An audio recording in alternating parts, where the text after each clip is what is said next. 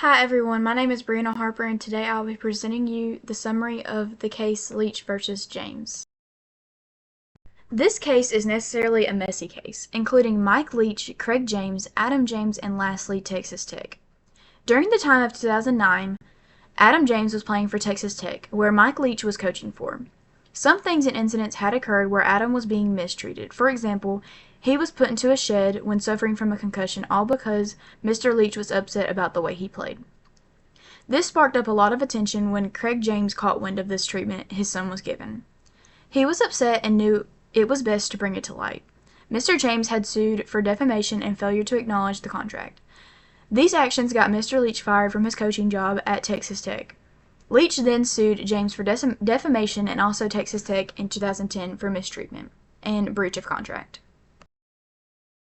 Some pros and cons of Mike Leach will be explained on this slide. To start off with the pros. Support from his public and defensive character. Leach had a strong liking amongst his players and fans.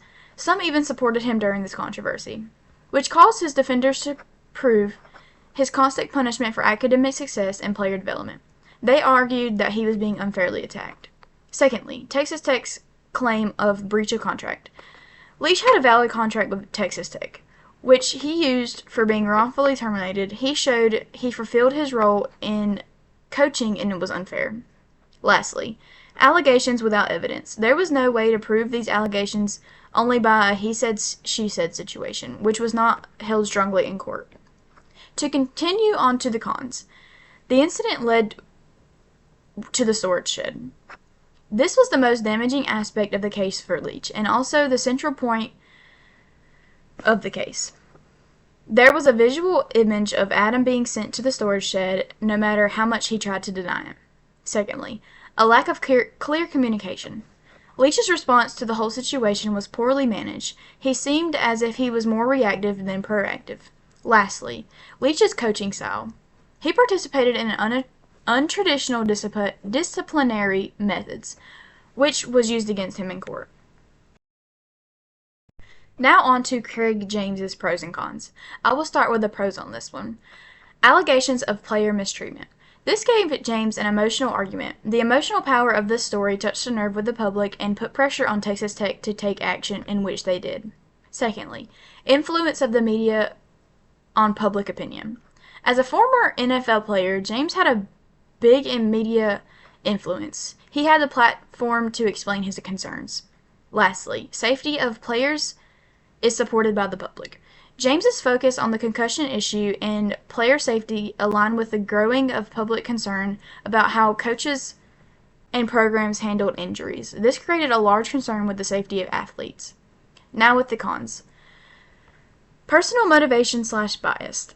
People tried to argue that Craig was desired to protect his son and had a conflict of interest as he was a former Texas Tech player, and how he also had parental bias, which was more of a family loyalty thing than anything. Secondly, potential for exaggeration. There was a belief that James had exaggerated the situation in order to gain sympathy or erupt from the public, and he may have used his social media influence to escalate the issue unfairly.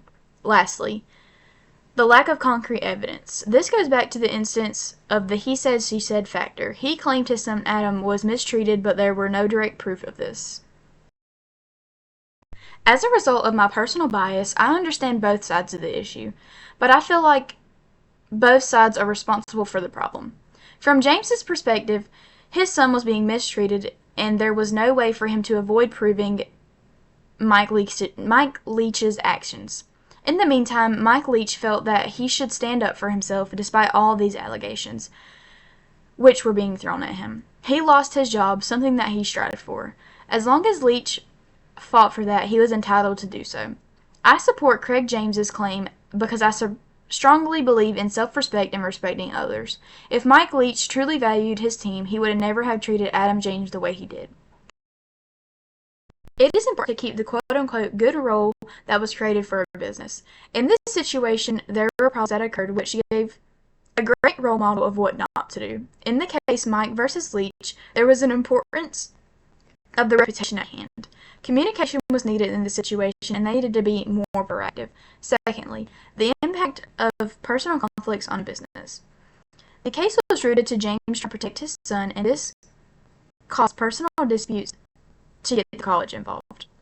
In the business world, companies should take steps to address internal conflicts quickly and professionally before they get out of hand and go this far. Lastly, this case illustrates the failure of clear communication.